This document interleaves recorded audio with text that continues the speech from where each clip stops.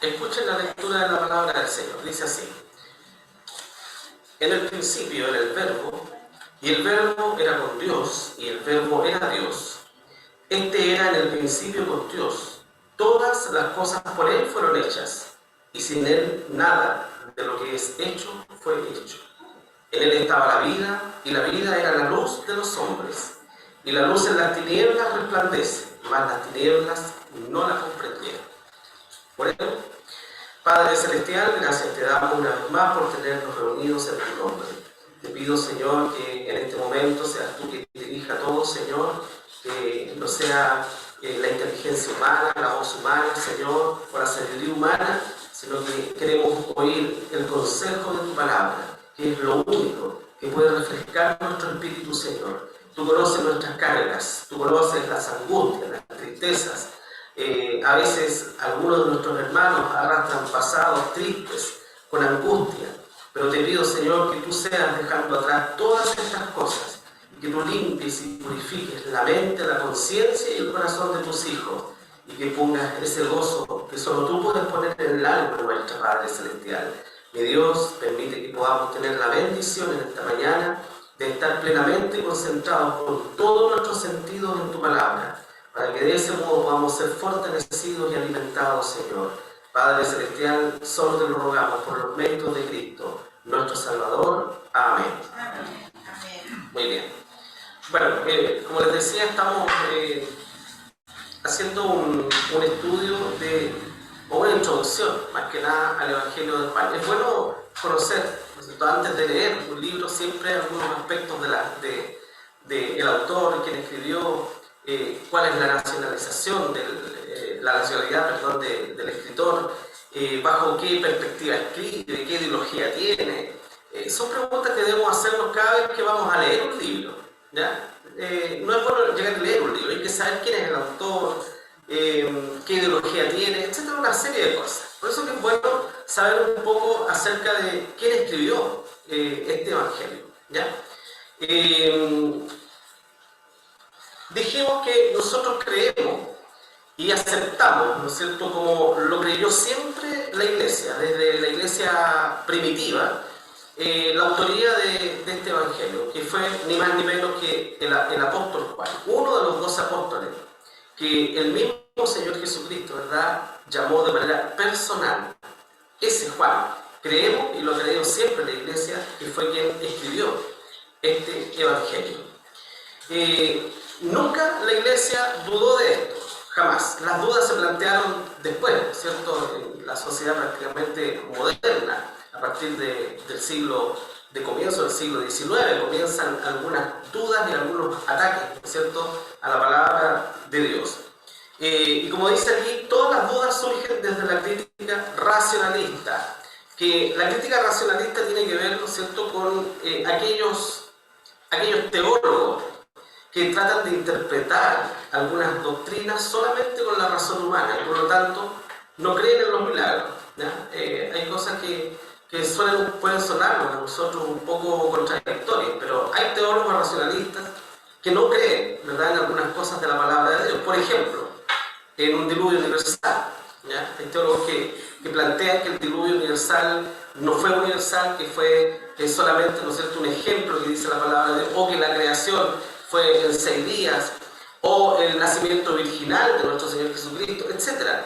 Todas esas cosas, ¿no es cierto?, que nosotros no podemos explicarlas con la razón humana y que solamente debemos explicarlas y creerlas por la fe. Entonces, la crítica racionalista no las acepta y les da otra interpretación, ¿ya? Bueno, aunque Juan nunca hace mención de su nombre en particular, ¿no es cierto?, diciendo como Pablo, cuando él comenzaba alguna de sus epístolas diciendo yo, Pablo, ¿no es cierto?, apóstol de Jesucristo. Bueno, aunque Juan nunca menciona su nombre, ¿no es cierto?, sin embargo se refiere así como un testigo ocular y presencial de lo que escribe, y siempre evita referirse a sí mismo en primera persona, ¿ya? Siempre. Y esa es una característica de Juan aquí en este Evangelio. Por ejemplo, dice en Juan capítulo 21, versículo 24, este es aquel discípulo que da testimonio de estas cosas y escribió estas cosas. Y sabemos que su testimonio es verdadero. De esa manera escribe el apóstol Juan, ¿verdad? Una manera muy peculiar, muy particular y única en realidad entre los 4 evangelios. Bien, también estuvimos viendo algunos aspectos, ¿no es cierto?, de la vida del apóstol Juan como su oficio. Y vimos que Juan era un pescador, ¿verdad? Mateo, ¿qué oficio tenía? Mateo, ¿qué oficio tenía Mateo? Lucas era médico, muy bien. Mateo, ¿qué oficio tenía? A ver, ¿dónde están los estudiantes aquí?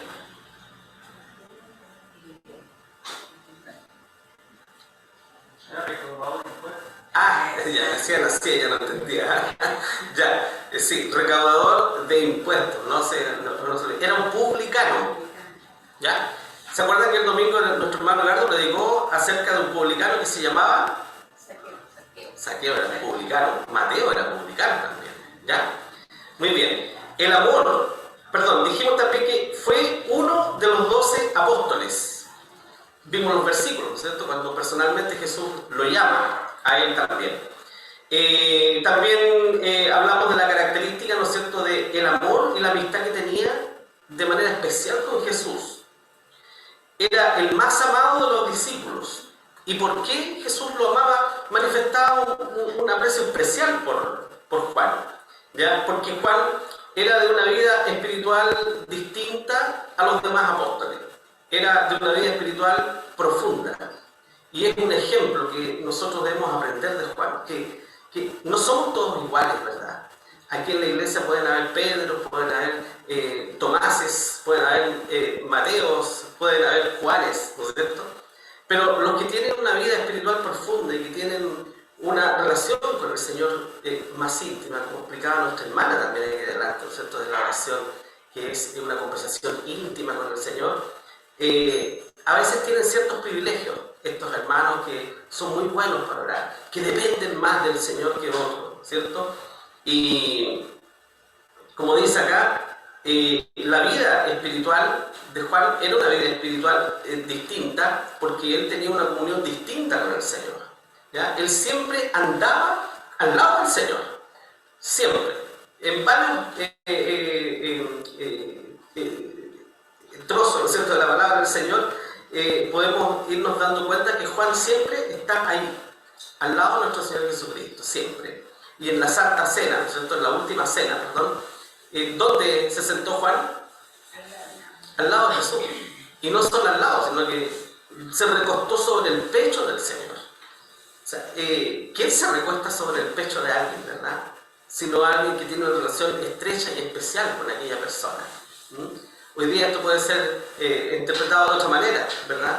Pero un padre con un hijo podemos entender perfectamente ese amor, ¿no es cierto? Y incluso un padre con un hijo pueden saludarse de besos, ¿no es cierto?, en la mejilla, de abrazo, ¿verdad? Porque ese es el amor que debemos nosotros reflejar. Y ese es el amor que tenía Juan, ¿no es cierto?, con nuestro Señor Jesucristo. Un amor especial. No era un amor de otra forma, ¿no es cierto?, sino que era este amor que les unía el amor de Dios. Y Juan siempre estaba al lado de nuestro Señor Jesucristo. Y por eso que la vida de Juan reflejaba una vida espiritual más cercana con el Señor que el resto de los apóstoles. No significa que el resto de los apóstoles estaba mal, ¿verdad? Bueno, sabemos la historia de Judas, pero me refiero a 11 apóstoles. Todos fueron elegidos por el Señor. Todos fueron los más cercanos del Señor. Fueron quienes el Señor posteriormente, ¿no es cierto?, los nombró sus apóstoles, sus representantes. No fue con todos los discípulos igual, sino que con estos 11 apóstoles, ¿verdad? Pero dentro de estos 11 apóstoles, Juan tuvo una relación especial y distinta con su Salvador. Fue el primero en creer en la resurrección del Señor, y eso demuestra el nivel espiritual que tenía y la fe que tenía Juan. Cuando supieron, ¿no es cierto?, de parte de las mujeres, cuando llegaron donde estaban los apóstoles a decir que Jesús había resucitado, Pedro y Juan corrieron al sepulcro. Y Juan, como era más joven, dice el relato, llegó primero que Pedro, pero Juan no entró al sepulcro, sino que Juan miró desde afuera y creyó. no tuvo necesidad de entrar, de tocar nada, ni una cosa. Él creyó. Y Pedro llegó, como era más impulsivo, Pedro llegó, entró, ¿verdad? Miró seguramente, tocó algo ahí, y después creyó, pero tuvo que entrar. Pedro era más impulsivo. Entonces, hasta eso nos demuestra, ¿no es cierto?, la vida espiritual y la fe que tenía Juan. Y así hay una diversidad dentro del pueblo de Dios también. No todos somos iguales, hermanos. Debemos ser tolerantes con todos nuestros hermanos, amarlos a todos como son. Tomás podría ser reprendido, ¿no es cierto?, en nuestro tiempo por ser incrédulo, o por no incrédulo, porque siempre se le tildó a Tomás como el incrédulo, pero no era incrédulo Tomás. Tomás creía, pero Tomás necesitaba un poquito más, ¿ya? Así hay algunos de nuestros hermanos que necesitan un poquito más tal vez. No todos tienen la misma fe, ¿verdad? Debemos orar por nuestros hermanos, siempre, por todos nuestros hermanos. Bueno, según la tradición de la iglesia, ¿no es cierto?, que es muy confiable también, dice que Juan pasó los últimos años de su vida en Éfeso.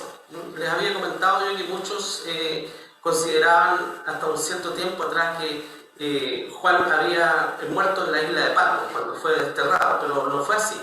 Juan no murió en la isla de Patmos, fue desterrado. Estuvo desterrado por causa del Evangelio, ¿no es cierto?, en la isla de Patmos, que era una isla desierta en realidad, y que eran confinados, ¿no es cierto?, allí algunos reos, como castigados, ¿ya? Y en ese lugar fue desterrado el apóstol Juan por un tiempo, pero luego fue restituida, ¿no es cierto?, su libertad, y pasó sus últimos años en la ciudad de Éfeso, congregado en la iglesia de Éfeso, donde habíamos dicho que posteriormente Timoteo, ¿no es cierto?, fue allí el primer obispo de esa iglesia, el primer pastor de la iglesia de Éfeso. Entonces murió a la edad de 100 años aproximadamente el apóstol Juan. Fue el apóstol que más vivió, ¿ya?, más longevo. Y escribió este evangelio alrededor del año 98, cerca de su muerte ya. Y fue el último evangelio en ser escrito, ¿ya? En esta época ya circulaban en las iglesias el evangelio de Mateo, Marcos y Lucas. Juan fue escrito posteriormente. Y está dirigido, dijimos, a todos los cristianos sin distinción, o sea, a todos los creyentes, ¿ya? ¿A quién escribió Mateo? ¿A quién está dirigido el evangelio de Mateo? A los judíos, ¿ya? Marcos, ¿a quién se dirigió principalmente?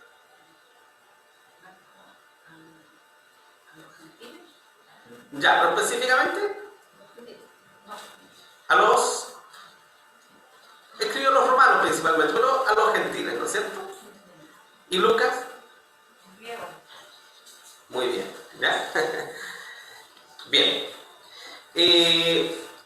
Vimos algunas pruebas de la autoría, ¿no es cierto?, del Evangelio, pruebas internas y pruebas externas. Acuérdense ustedes, las pruebas internas. ¿Cuáles son las pruebas internas de la autoría del Evangelio?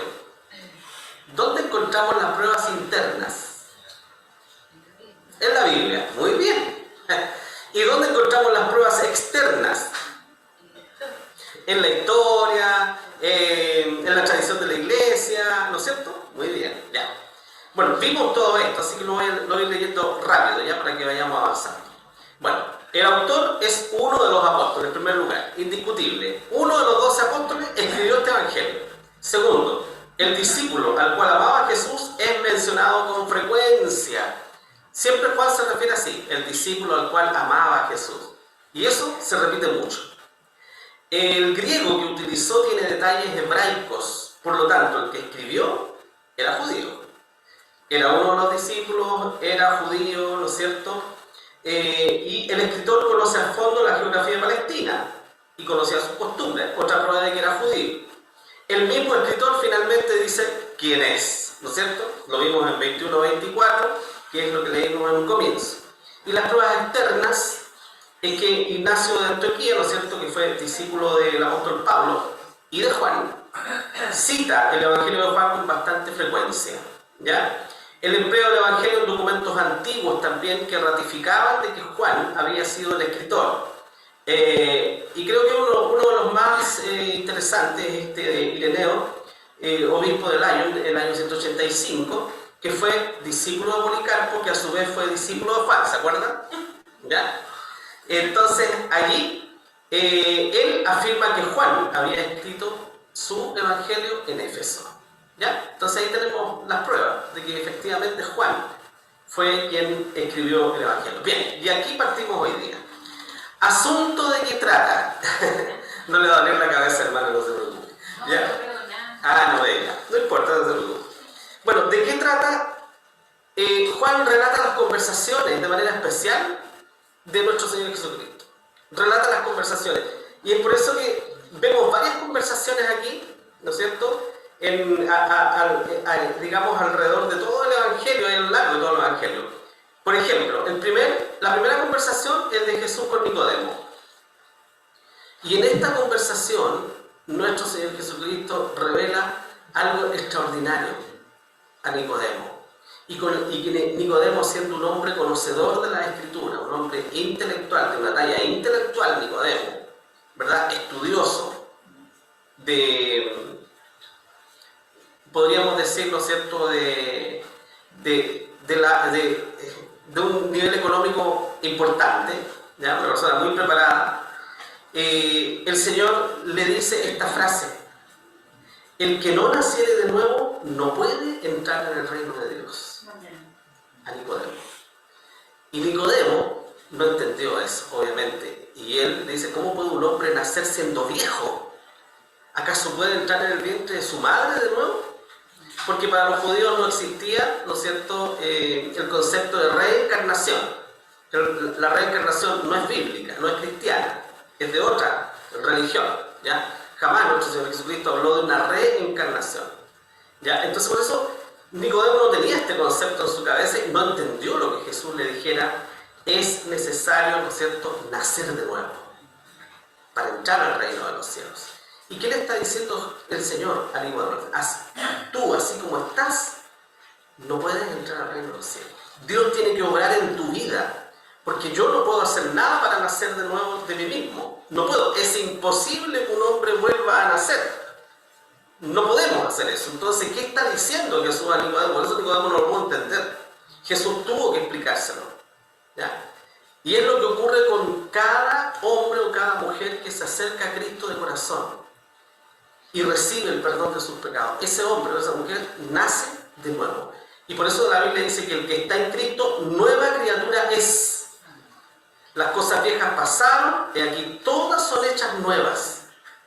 Solo Dios puede hacer una nueva criatura de nosotros. Nadie más, hermano, ¿ya? La transformación de la conducta que nosotros podamos hacer no es suficiente para entrar al reino de los cielos. Yo puedo hacer un cambio de conducta en algunas cosas de mi vida. Ustedes pueden hacer un cambio de conducta en algunas cosas de su vida. Pero eso no es suficiente para entrar al reino de Dios, ¿ya? Para entrar al reino de Dios tenemos que ser nuevas criaturas. Y eso solo lo puede hacer Dios.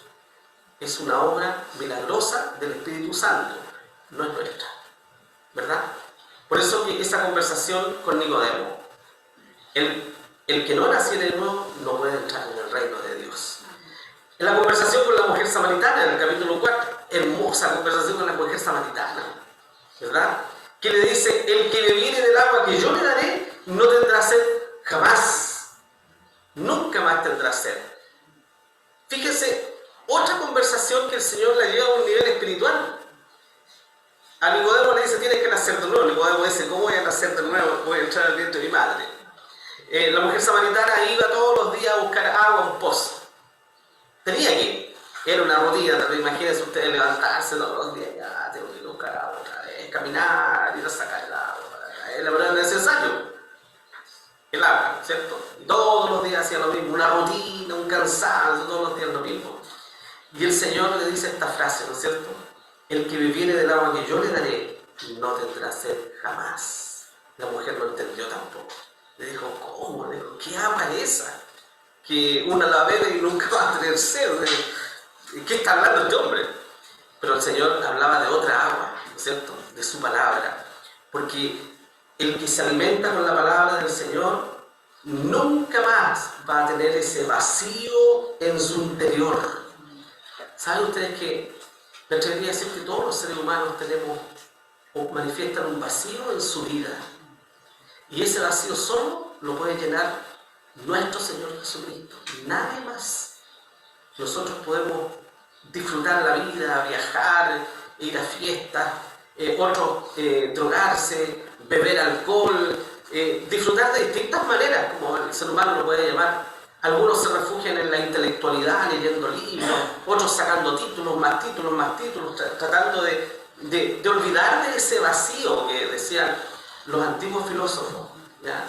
Y no tan antiguos, ¿no es cierto?, sino que también los filósofos posmodernos planteaban esto de la angustia del ser, ¿ya?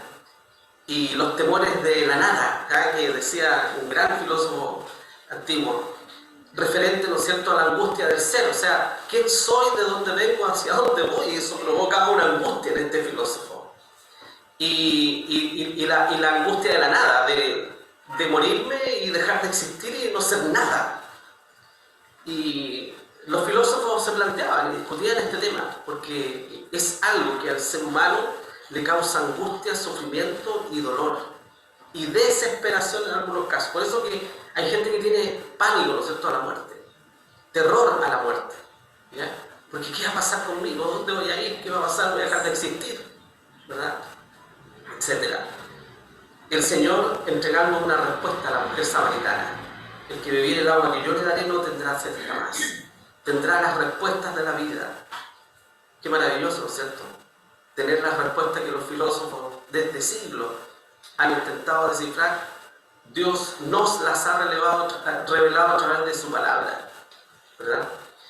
El capítulo 5, la conversación, ¿no es cierto?, con el paralítico de Bethesda, cuando el paralítico es sanado por nuestro Señor Jesucristo, y después cuando él vuelve, ¿qué le dice al Señor? No peques más, para que no te venga alguna cosa peor, ¿verdad? O sea, no peques más. Si tú estabas haciendo cualquier cosa, no la hagas nunca más. Si has recibido el perdón de mis pecados, deja de hacer eso, ¿verdad? Dios tiene poder para transformar nuestra vida y ayudarnos a romper esas cadenas más fuertes y más potentes en nuestra vida que no podemos romper nosotros. Las cadenas del vicio, por ejemplo. ¿Ah? Y no me refiero solamente a la droga, al alcohol. Hay otros vicios también que no vemos y que están en la conciencia, en la mente humana también. Dios tiene poder para romper todas esas cosas, hermano. Con la mujer adúltera, la mujer que fue condenada por todos, indicada o sindicada como una mujer sucia, ¿verdad?, indigna, y sin embargo el Señor le dijo: ni yo te condeno, ni yo te condeno, ¿verdad? ¿Qué ejemplo para nosotros? No ser jueces ni condenar a aquellos que vemos en desgracia o en pecados, sino sentir misericordia por aquello, como lo hizo nuestro Señor Jesucristo. El Señor tuvo misericordia de la mujer esta adúltera, ¿no es cierto?, cuando iba a ser apedreada, porque la ley judía decía que ella tenía que ser apedreada. Pero ¿y dónde estaba el hombre? Porque para que haya un adulterio deben haber dos. Sin embargo, los judíos llevaron a la mujer. ¿Dónde estaba el hombre? Tendrían que haber llevado los dos, ¿no es cierto? La injusticia humana. Pero Jesús dijo: ni yo te condeno. Qué lindo, ¿no es cierto? Porque el Hijo del Hombre no ha venido a condenar al hombre, sino a salvar lo que se había perdido, dijo nuestro Señor Jesucristo. Sino, ¿quién de nosotros los que estamos aquí sería salvo? ¿Verdad? Porque cada uno de nosotros andamos en nuestros delitos y en nuestros pecados, ¿no? Pero el Señor nos ha rescatado, nos ha salvado de nuestra maldad. Al ciego de nacimiento, en el capítulo 9, cuando le dice: ¿crees tú en el Hijo de Dios? ¿A quién le pregunta un ciego el Señor, que nunca había visto a nadie? No había visto ni siquiera el rostro de sus padres, ni siquiera vio el rostro de Jesús cuando Jesús lo sanó. Y cuando volvió, el Señor le dijo: ¿crees tú en el Hijo de Dios? ¿Y cuál fue la respuesta del ciego? ¿Quién es, Señor, para que yo pueda creer? ¿Quién es? Y Jesús le revela, ¿no es cierto?, el misterio de los siglos. El que habla contigo, ese es. O sea, yo soy. Y el ciego cayó, ¿no es cierto?, ahí mismo, a los pies del Señor, adorando al Señor. Con Marta, la hermana de Lázaro, cuando Lázaro estaba muerto, y ya no había esperanza de resucitarlo después de 4 días, ¿no es cierto? Y Jesús pide abrir la tumba y entonces Marta le dice, Señor, si hubieras estado aquí, no, mi hermano no habría muerto. Y posteriormente le dice, Señor, ¿cómo vas a abrir la tumba si ya llena el cuerpo de 4 días? ¿Y cuál fue la respuesta del Señor? Yo soy la resurrección y la vida. El que cree en mí no morirá eternamente. ¿Quién ha dicho esas palabras, hermano? ¿Qué otro líder en la historia completa de la humanidad ha dicho, yo soy la resurrección y la vida? Bueno, nosotros creemos que habrá una resurrección. Creemos en eso porque nuestro Señor Jesucristo lo dijo. Vivimos creyendo en eso. Y moriremos creyendo que un día el Señor nos resucitará para entrar en una vida eterna, perdurable, perfecta, que son las promesas de nuestro Dios. Al apóstol Pedro, si no te lavare, no tendrás suerte conmigo. Cuando el Señor quiso lavar los pies, ¿no es cierto?, de Pedro. Pedro, tal vez con orgullo, ¿no es cierto?, propio, que es propio de todos nosotros también, cuando le dijo, Señor, ¿cómo me vas a lavar tú los pies? No, por ningún motivo. ¿Ah? Por ningún motivo tú me vas a lavar los pies. Y que le dijo al Señor, si yo no te lavo, tú no vas a tener suerte conmigo. Y Pedro entendió, ¿no es cierto? Dijo, entonces, Señor, no solo los pies, lávame entero, le dijo Pedro, ¿verdad? Lávame completo, Señor, reconociendo, ¿no es cierto?, que era un pecador. La conversación con Tomás, Jesús le dice, yo soy el camino, la verdad y la vida, nadie viene al Padre sino por mí. No hay virgen, no hay santo, no hay hombre alguno que pueda conducirnos a Dios, solo nuestro Señor Jesucristo. Solo Cristo, ¿verdad? Jesús fue bien claro, yo soy el camino. O sea, si hay un camino, es Él. Si hay una verdad, es Él.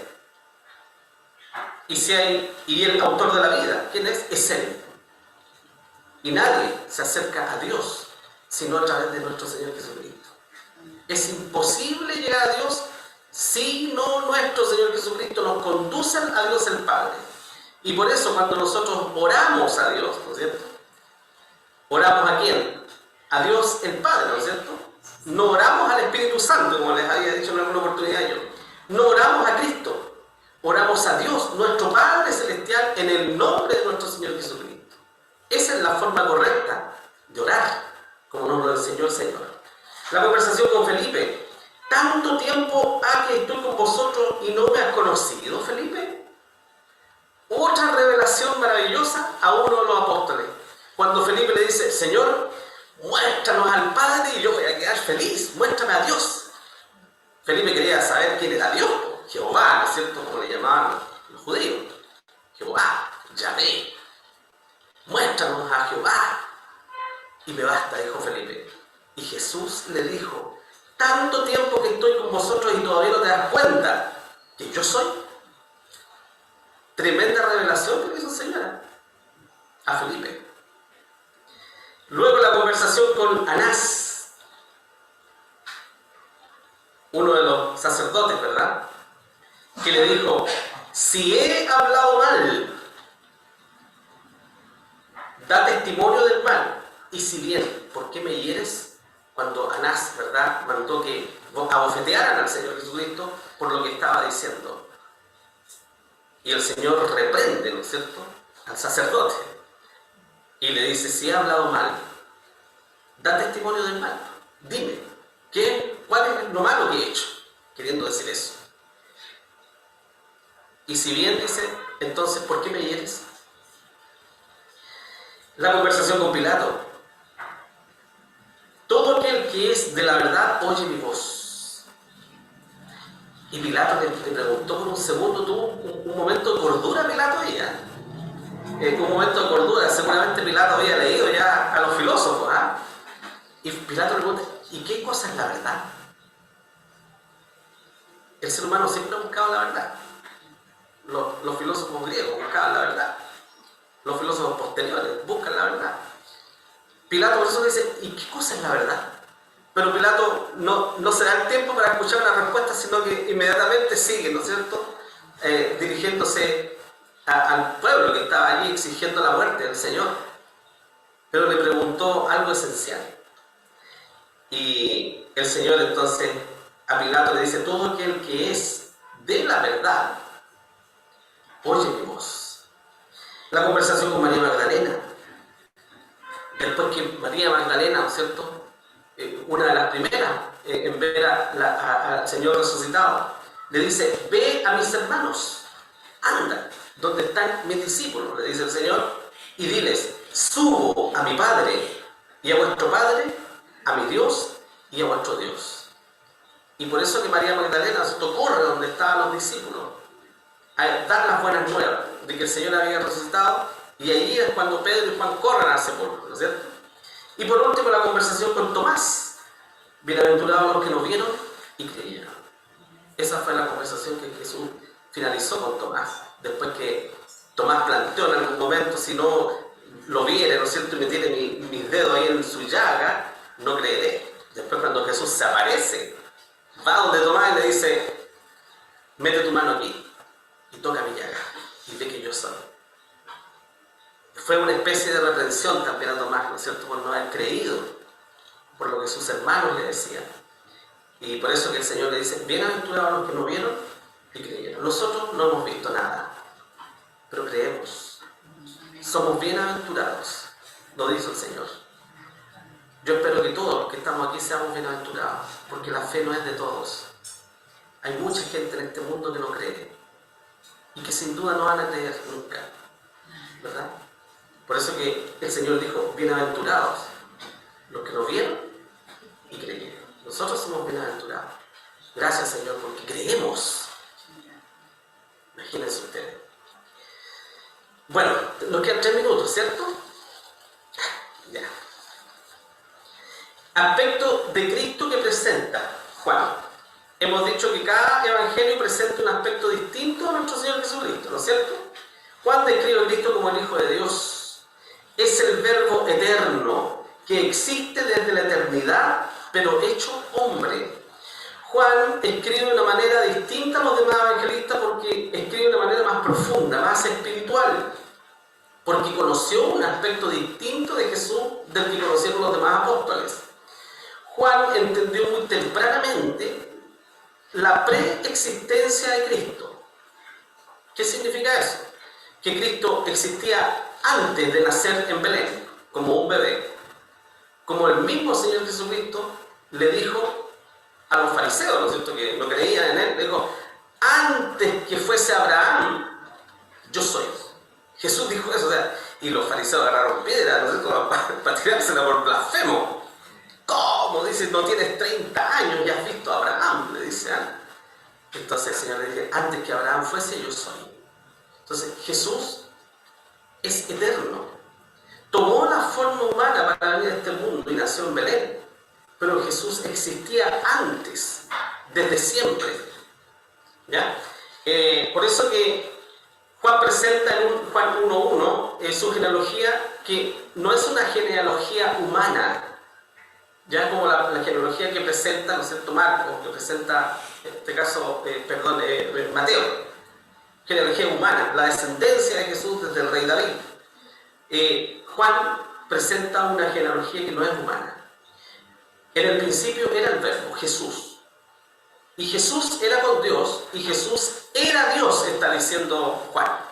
O sea, habla de la preexistencia de Cristo. Habla de que Jesús es creador. En Juan 1.3, todas las cosas por Él fueron hechas. Y sin Él, nada de lo que es hecho fue hecho. O sea, Jesús tiene una genealogía no humana. Jesús es creador de todo lo que existe. Y por último, es el unigénito Hijo del Padre. En Juan 1.14 dice: y aquel Verbo fue hecho carne y habitó entre nosotros y vimos su gloria. Gloria como del unigénito del Padre, lleno de gracia y de verdad. El Verbo fue hecho carne, o sea, Jesús tomó forma humana, dice, porque Él existía desde antes y toma forma humana, ¿no es cierto?, para venir a este mundo, para rescatar a los perdidos. ¿Y quiénes eran los perdidos? Nosotros, sin esperanza, sin esperanza. Porque la vida consta de 80, 90, 100 años, ¿no es cierto?, los más longevo, 100 años, podría ser 120, alguno por ahí en el mundo. Pero, ¿después qué? ¿Ustedes creen que la vida se termina en la tumba? Si la vida humana terminara en la tumba, sería lo único que se destruyese en la materia existente. ¿Sabían ustedes? Como dice una ley de la termodinámica que se llama que nada puede ser destruido, hacerlo desaparecer para siempre. Nada. Todo se transforma. Entonces, si el hombre dejara de existir para siempre, sería la única cosa que dejaría de existir para siempre. Entonces, Juan nos presenta un aspecto distinto de nuestro Señor Jesucristo, ¿verdad? Habla de Jesús como morando al mismo tiempo en el cielo y en la tierra. Ojo, porque esa es una característica de Dios, la omnipresencia, que Dios puede estar en todo lugar al mismo tiempo. Es una característica única de Dios. Pero Juan se la atribuye a Cristo también, diciendo, a Dios nadie le vio jamás. El unigénito Hijo, que está en el seno del Padre, Él le declaró. O sea, que está en la presencia misma de Dios. Jesús estaba en la presencia misma de Dios, pero estaba también en la tierra. Eso es omnipresencia, que está en más de un lugar, ¿no es cierto?, al mismo tiempo. Juan 3:13. Nadie subió al cielo sino el que descendió del cielo, el Hijo del Hombre, que está en el cielo. O sea, a su vez, Jesús está en la tierra, pero también su presencia está en el cielo. Juan 17:24. Padre, aquellos que me has dado. Esta es la oración de Jesús. Padre, aquellos que me has dado, quiero que donde yo estoy, miren ustedes, Jesús estaba aquí, era la oración del Señor con sus discípulos, para que donde yo estoy, ellos también estén conmigo, para que vean mi gloria que me has dado, por cuanto me has amado desde antes de la constitución del mundo. ¿Se fijan ustedes entonces que Juan presenta un aspecto realmente maravilloso del Señor Jesucristo? Y por eso que nosotros creemos que Jesús es Dios. Como decían los profetas de la antigüedad, ¿no es cierto? Emmanuel, Dios con nosotros. O sea, Dios toma forma humana y viene a este mundo. Jesús no es un ángel. Jesús no fue un ser creado. Es creador mismo. ¿Ya? Y esa es la gran diferencia entre la doctrina bíblica que salva y que da vida eterna y la doctrina de cualquier otra religión que piensa y cree que Jesús no es Dios, que Jesús es un ángel, o que Jesús fue un hombre muy bueno, o que Jesús fue un profeta, o que Jesús fue solo el Hijo de Dios que Dios creó. No. Jesús fue Dios encarnado. Y eso hace la gran diferencia, ¿verdad? Y por eso que Jesús es el Salvador, el autor y el consumador de la fe, quien creó la fe y quien la terminará. ¿Y por qué la terminará? Porque en la resurrección, cuando le veamos cara a cara, no necesitaremos fe, ¿no? Porque necesitamos fe para creer en Él. Pero cuando le veamos, ya no habrá fe. No nos vamos a necesitar la fe, pues, hermano. Porque el Señor va a estar ahí con nosotros.